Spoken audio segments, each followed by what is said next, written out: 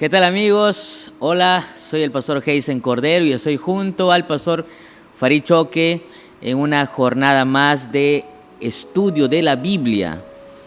Estamos finalizando nuestra semana de Renacer, el gran reencuentro, estudiando historias, milagros realizados por Jesús en el capítulo 8 y 9 del libro de Mateo, el Evangelio según San Mateo. Y qué bendición. Agradecerte porque estás conectado, agradecerte porque has hecho un espacio en tu tiempo. No sé si lo escuchas por una plataforma digital o quizás por nuestras redes sociales, pastor. Solo agradecer a Dios por esta oportunidad. Recuerda, no es casualidad, no fue tu amigo, no fue tu vecino que te pasó el link o no fue casualidad que llegues a este canal. Fue Dios, es el plan de Dios que te llamó y te encontró para que tú escuches un mensaje de esperanza. Es verdad. Un saludo para todos los que nos acompañan a través de nuestras redes sociales y también a través de Radio Nuevo Tiempo. Llegamos al capítulo final del estudio de esta semana y estamos en el libro de Mateo, capítulo 9. Así que si tú tienes tu Biblia ahí a la mano, vamos a parar un ratito para que tú vayas a traer tu Biblia, porque no es lo mismo escucharnos y leer con tus propios ojos la palabra de Dios en el libro de Mateo. Amén. Capítulo 9. Y antes de iniciar este estudio de la palabra de Dios, tal vez nos acompañes en una breve oración. Vamos a orar. Te damos gracias, Señor, por tu palabra y te pedimos en este momento que tu Espíritu Santo llegue a todos los que nos escuchan, a nosotros aquí también, y pueda tu palabra, Señor, llegar a nuestro corazón. Amén. Háblanos tú, Señor, en el nombre de Jesús. Amén. Amén. Muy bien, el libro de Mateo capítulo 9, versículos 9 en adelante. Ya te cogiste tu Biblia, gracias por acompañarnos. Dice así, versículo 9 del capítulo 9 de Mateo. Pasando Jesús de allí, vio a un hombre llamado Mateo, que estaba sentado al banco de los tributos, y le dijo, sígueme. Y se levantó y le siguió. Y aconteció que estando él sentado a la mesa en la casa, he aquí que muchos publicanos y pecadores que habían venido se sentaron juntamente a la mesa con Jesús y sus discípulos. Cuando vieron esto, los fariseos dijeron a los discípulos, ¿por qué come vuestro maestro con los publicanos y pecadores? Al oír esto, Jesús les dijo, los sanos no tienen necesidad de médico, sino los enfermos. Id pues y aprended lo que significa, misericordia quiero y no sacrificio, porque no he venido a llamar a justos, sino a pecadores al arrepentimiento. Este es un llamado a uno de los discípulos de Jesús, a uno de los 12 discípulos. Yo quiero detenerme allí en varias lecciones aquí, definitivamente va a haber muchas lecciones, y el texto empieza diciendo, saliendo Jesús de allí, recuerden que había entrado a la ciudad nuevamente, vio a un hombre llamado Mateo que estaba sentado en el banco de los tributos públicos y le dijo, sígueme. Yo siempre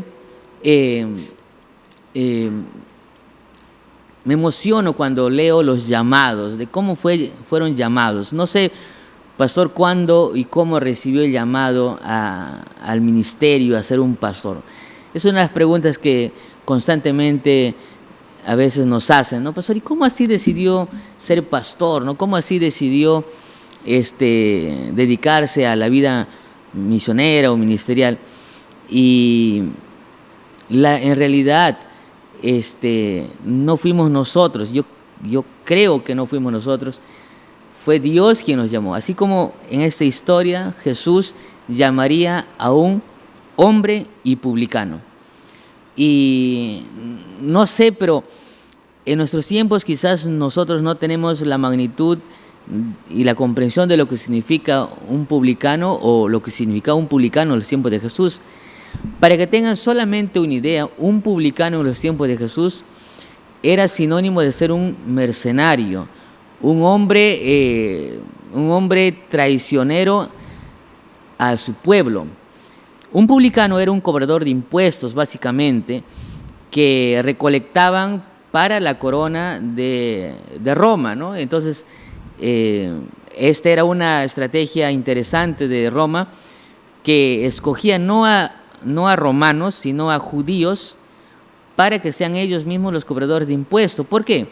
Por dos razones: porque ellos conocían la situación financiera de sus vecinos, de sus familiares, inclusive de las personas de su pueblo, y el solo hecho de aceptar ser de dedicarse a ser publicano ya era sinónimo de una traición para su familia, para sus amigos. Y un judío normalmente no aceptaría ser o dedicarse a esta profesión de ser un publicano. Tal es así que el Talmud judío decía que era lícito, era permitido mentirle a un publicano, porque él no merecía hablarle con la verdad. Imagínense, la ley de Dios decía que no debía mentirse, pero estaba, según el Talmud judío, estaba permitido o era lícito mentirle a un publicano. Interesante esa apreciación. Y no solo eso, sino en algunos casos, algunos también historiadores comentan que muchas familias que tenían a alguno de sus miembros como publicanos, ellos decidían dar por muerto a ese hijo o a ese familiar. Quiere decir que si tú tenías un hijo y él se convertía en publicano, para que eso suceda era una desgracia. Y como el tema del honor era algo muy importante para el pueblo judío, ellos podían incluso declararlo muerto para ellos. Así como algunos padres hoy tristemente dicen a sus hijos: hoy has muerto para mí. De la misma manera, estos hombres eran odiados. Y yo no sé, pastor, si alguna vez lo han visto con odio, pero imagínense, pastor, vivir una vida donde todos te detesten, donde todos te odien. Las miradas de odio pueden ser muy duras, ¿no? Algunos decimos que con la mirada matan, ¿no? Ahora imagínense vivir una vida siendo visto de esa manera, con odio, con desprecio.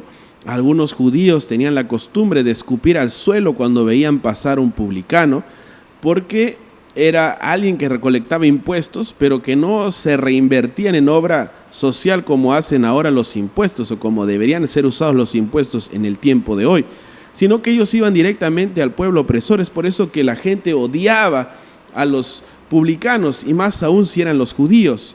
Entonces, este hombre vivió siendo visto, pastor, con odio. Odio por su propia familia, odio por sus vecinos, por sus ex amigos. Ahora, es interesante notar que un publicano en realidad en la Biblia hay por lo menos 3 historias de publicanos. Uno de ellos, Zaqueo también, ¿no? Pero según los estudiosos de la Biblia, dice que en los tiempos de Jesús habían 2 clases de publicanos: los publicanos Gabai y los moques. Los Gabáis y moques. Los Gabáis eran cobradores de impuestos generales, a la renta, a un tipo sunat, vamos a decir así. Pero los cobradores moques eran como un tipo de cobrador de impuestos de todo, del uso de la carretera, del uso del puerto, de los envíos, del uso del aire, de la carga, de todo, absolutamente de todo.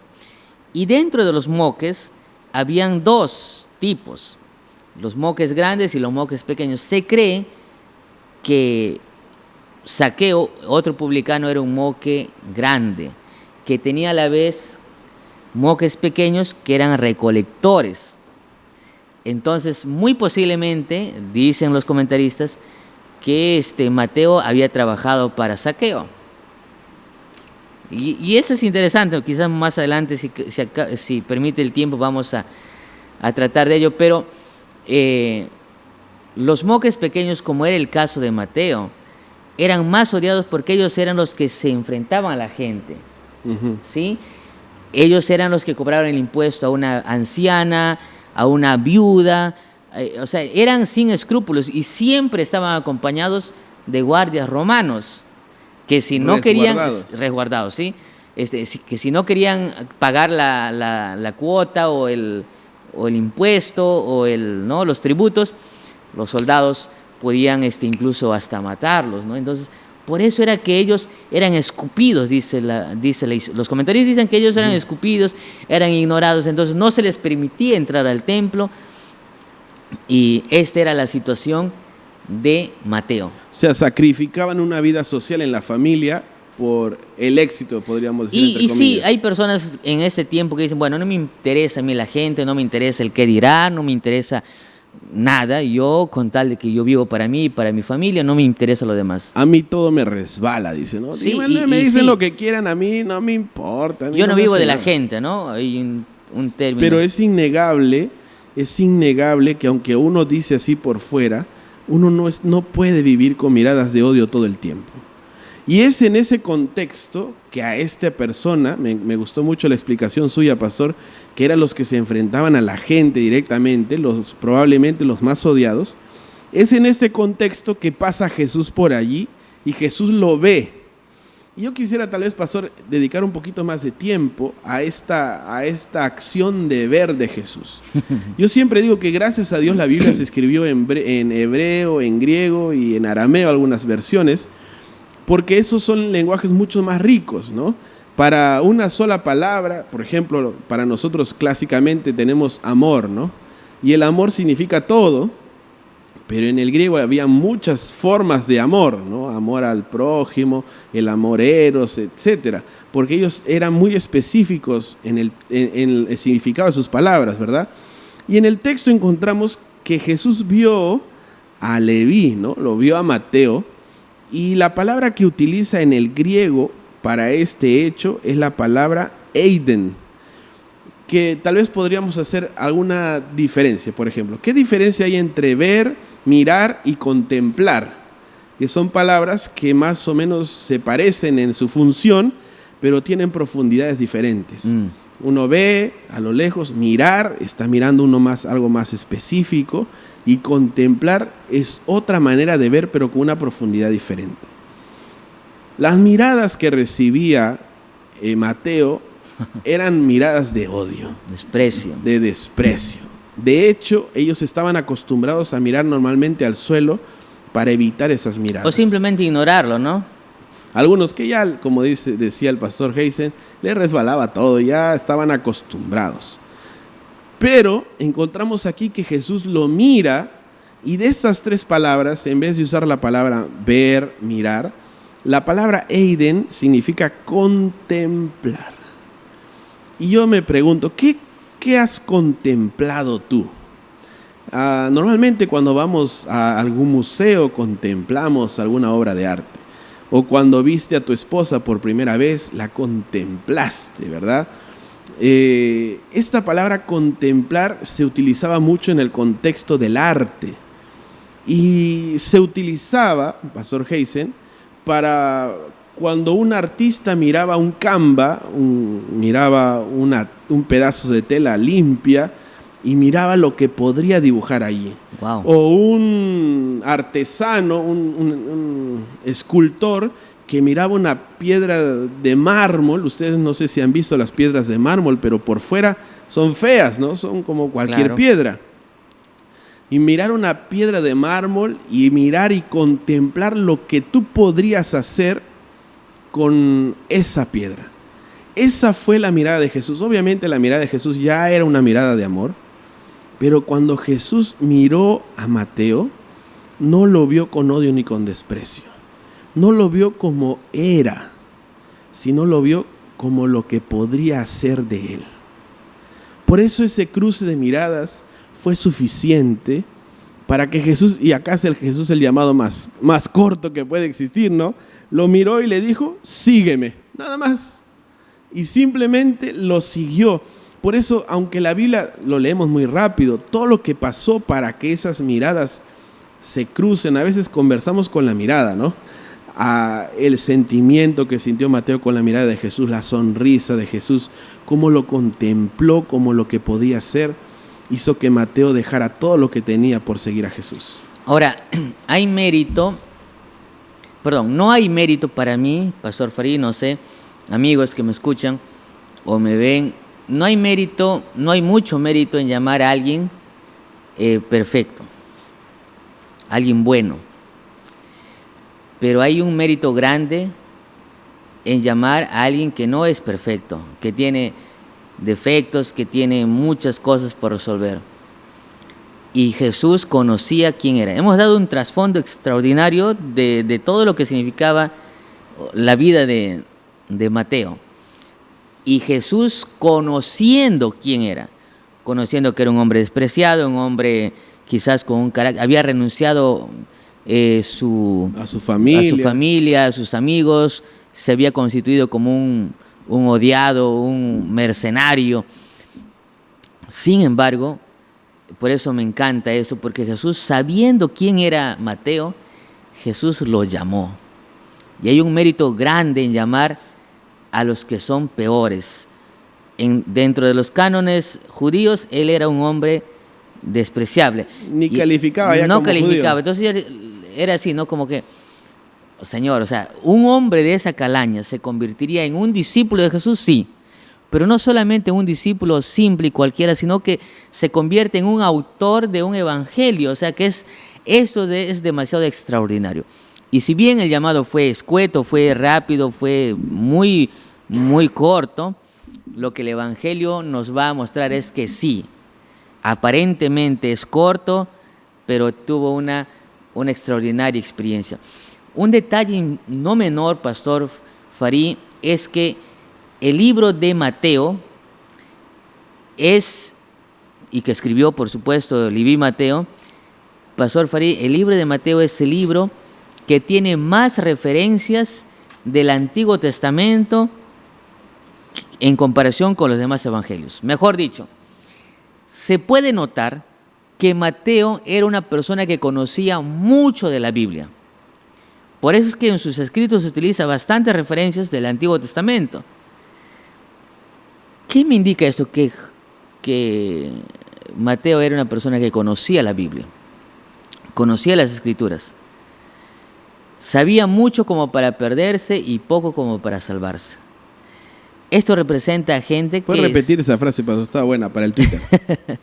Sabía mucho como para perderse y poco como para salvarse. Es decir, que hay gente así como Mateo hoy en día que conoce mucho, sabe mucho, pero se va a perder. Y lo poquito que deberían saber simplemente les serviría para salvarse, pero ni eso. Entonces... al final podríamos decir algo así como el conocimiento nos salva. Correcto. Por ejemplo, si yo les hago un ejemplo, ¿cuántos vasos de agua al día debemos tomar? 8 por lo menos, ¿no? La gente dice 8, ¿no? ¿Usted qué dice? 8, muy bien, 8. Ahora le pregunto a usted, ¿cuántos vasos toma? Correcto. Quiere decir que aunque sabemos, el conocimiento no cambia.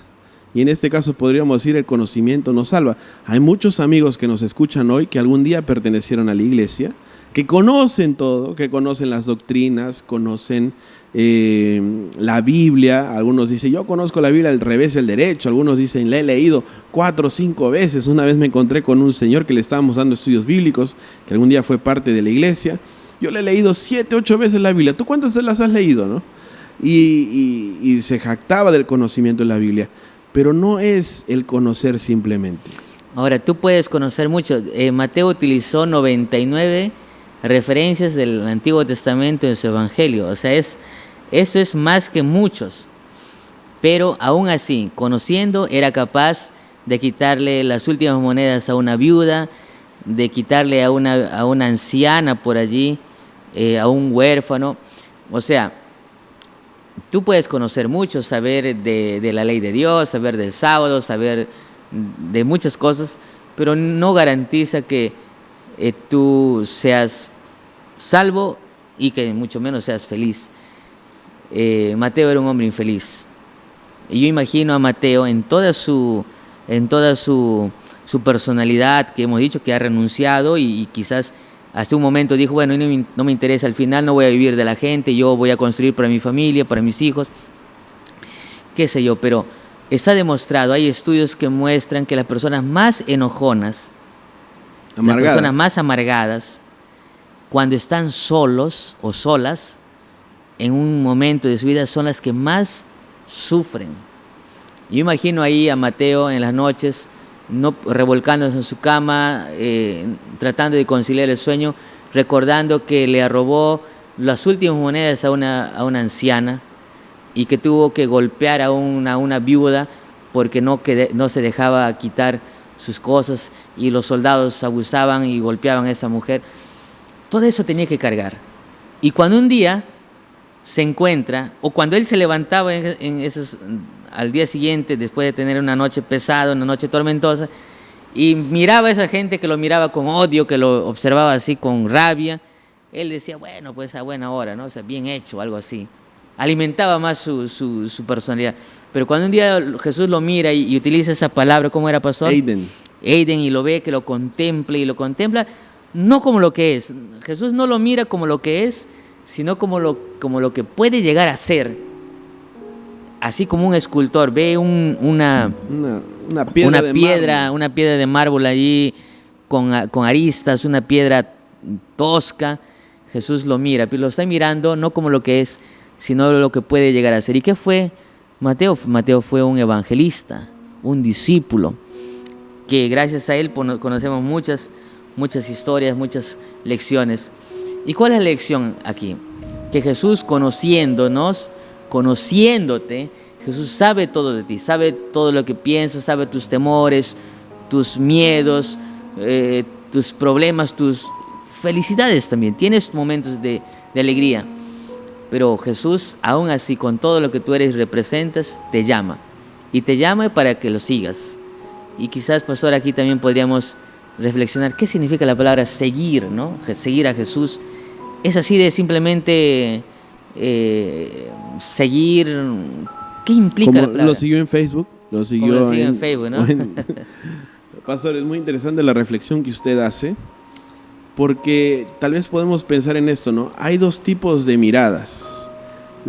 Cómo la gente nos mira, pero también hay una que es cómo nosotros nos miramos a nosotros mismos. Y a veces la segunda es la más dura. Los que han vivido desde pequeños siendo juzgados por los padres que todos criticaban, a veces nos miramos también de manera muy dura nuestra propia vida.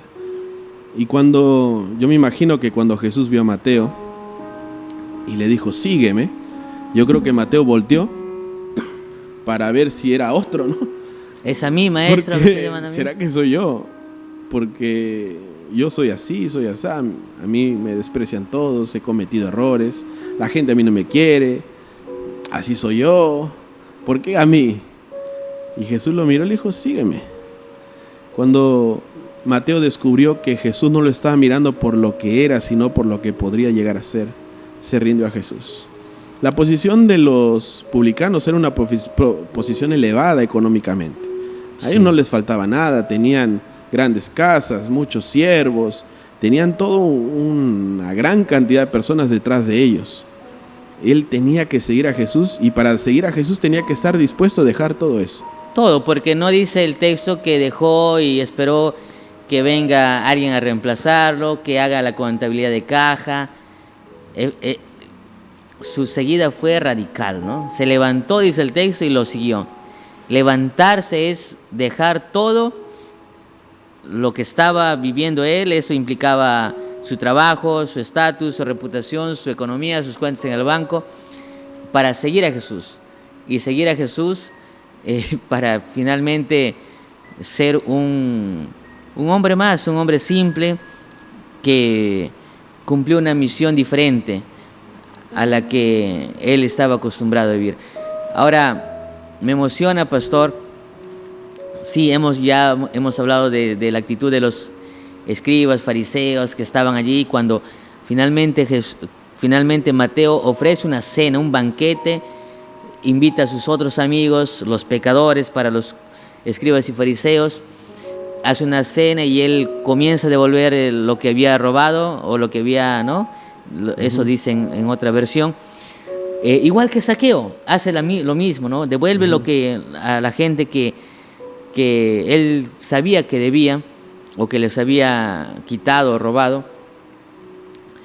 Y finalmente la historia dice que él llevó a su casa. La palabra casa, Pastor Farilla, para ir finalizando, la palabra casa viene del griego oikos y no es una casa física, tiene que ver con familia, Hogar. con hogar. Cuando Jesús llega a nuestras vidas, no solamente quiere salvarnos a nosotros, sino quiere salvar a toda nuestra casa, a nuestra esposa, a nuestros hijos, a todos los que vivan en nuestro hogar. Muchos de nosotros no nos imaginamos cuán grandes cosas va a hacer Jesús a través de nosotros. Estoy hablando para alguien que está estudiando la Biblia o escuchando, aprendiendo, y tú crees que tu papá o tu esposo o tu esposa o tus hijos lo ves muy difícil, lo ves imposible, pero tú puedes tener la plena seguridad de que a través de ti Dios comenzará a obrar grandes cosas en tu familia, porque Jesús vino a restaurar hogares, a restaurar familias.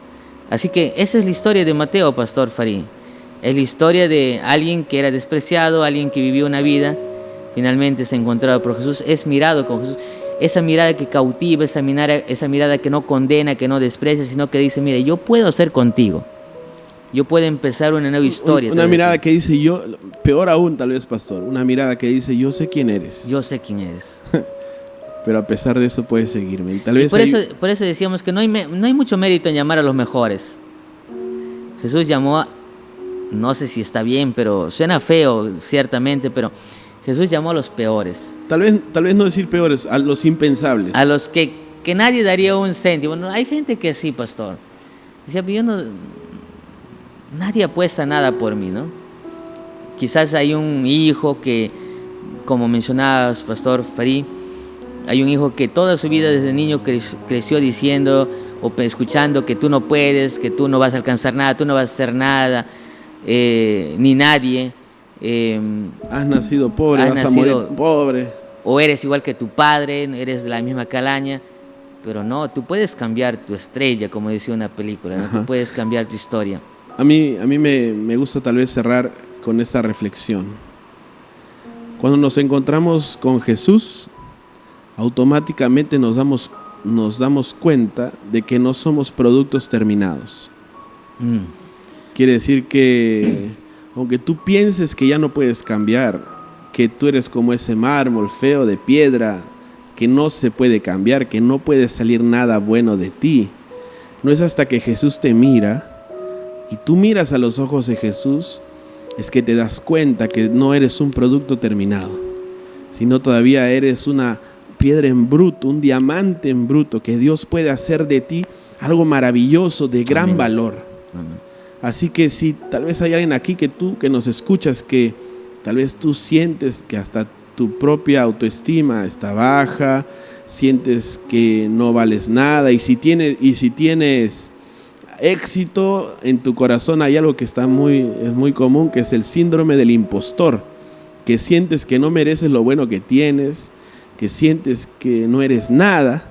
Yo quiero decirte lo siguiente: no solo basta mirar los ojos de Jesús, encontrarte con Él para darte cuenta de que no eres un producto terminado aún, de que Dios todavía puede hacer una obra en ti, puede esculpir tu vida y hacer de ella una gran obra de arte, una gran obra maestra. Solo depende de ti, de que quieras volver a los brazos del escultor de escultores, que es nuestro Señor Jesús. Estamos finalizando esta serie de mensajes de esperanza, Renacer, el gran reencuentro, y qué mejor terminar recordándote lo siguiente. En primer lugar, amigo, no es casualidad de tu presencia o que te hayas conectado a esta programación, a este mensaje. En segundo lugar, no importa quién seas tú, no importa lo que la gente diga. Hoy Jesús también te mira con esos ojos de contemplación para hacer de tu vida una vida que todavía ni siquiera te has imaginado. Tú no puedes imaginarte qué cosas, o no puedes imaginar qué cosas grandes Jesús quiere hacer con tu vida y a través de ti. Me encanta el texto cuando Mateo se encuentra con Jesús, hace una cena para toda su familia, para sus amigos. Y yo quiero decirte que en la Biblia dice, en el libro de Apocalipsis, que Jesús está preparando una gran cena para nosotros. Es verdad. Y Pastor Farid, amigos, qué emoción que cuando aceptamos a Jesús, llevamos a nuestra familia, sí, pero también nos preparamos para aquella cena gloriosa que Jesús ha preparado para todos los salvos. Y en esa cena queremos verte a ti también, ver a tu familia juntos y conectados allí en esa cena grandiosa con Jesús para vivir por siempre con Él. Por eso queremos animarte antes de terminar este programa a que puedas buscar una iglesia adventista cerca a tu comunidad. ¿Cómo busco una iglesia adventista? Yo siempre digo, pon el Waze y pon iglesia adventista, o entra a Google y pon iglesia adventista, y por la localización de tu IP te van a encontrar una iglesia muy cercana a ti. Es hora de volver a casa. Esta semana estamos celebrando, Pastor Heisen, el regreso de muchos hermanos que algún día pertenecieron a la iglesia y hoy están decidiendo volver. Ese también puede ser tu oportunidad, volver a casa, volver a encontrarte con el escultor que no terminó la obra en ti, para que la termine y pueda hacer de ti un gran hombre de Dios, un gran misionero, y así como Mateo, puedas tú también ser un agente de esperanza, llevando a otros a los pies de Jesús, a otros a ser esculpidos por las mismas manos de nuestro Creador. Pastor Heisen, ¿podemos orar? Vamos a orar. Amado Dios, gracias Señor por esta semana especial, por los mensajes de esperanza. Gracias por mis amigos que están escuchando, están viendo esta programación. Sin lugar a dudas, Señor, tú nos estás llamando. Tú llamas a tus hijos de muchas maneras y esta es una forma. Hay gente que está luchando por volver. Son personas hijos tuyos que han un día estado entre nosotros, han estado en la iglesia, pero que por motivos diferentes se han alejado. Tú los llamas hoy. Pero también hay personas que están conociendo, están aprendiendo de ti, están estudiando la Biblia, que también ellos puedan sentir tu voz, tu llamado, así como Mateo, y seguirte, dejarlo todo y empezar una nueva historia junto a sus familias, Señor. Padre, hoy también es un día de grandes decisiones, de bautismos. Señor, puedas tú seguir trabajando y obrando en la vida de tus hijos. Gracias porque eres bueno, porque nos escuchas y nos respondes. En el nombre de Jesús, amén, Señor. Amén. Amén. Muchas gracias por habernos acompañado durante esta semana. Que Dios te bendiga. Recuerda que todos los programas estarán disponibles para ti también a través del internet, a través de nuestras redes sociales. Que Dios te bendiga y que podamos juntos tener este gran reencuentro con Jesús pronto. Que Dios te bendiga. Que Dios te bendiga.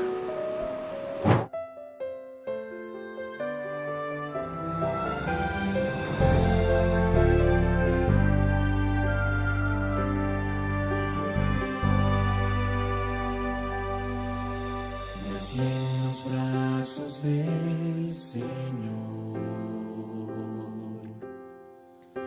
crecí en la presencia de mi Dios.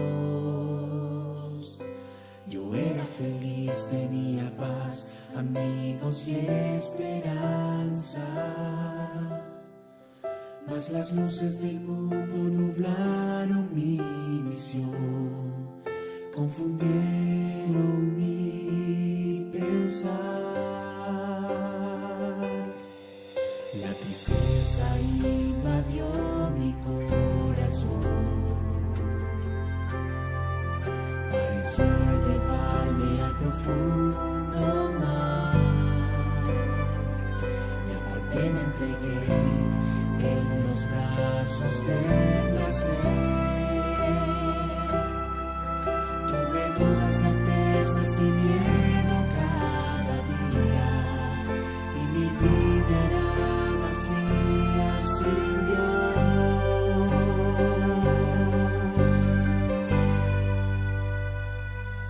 Con luchas y lágrimas cayendo,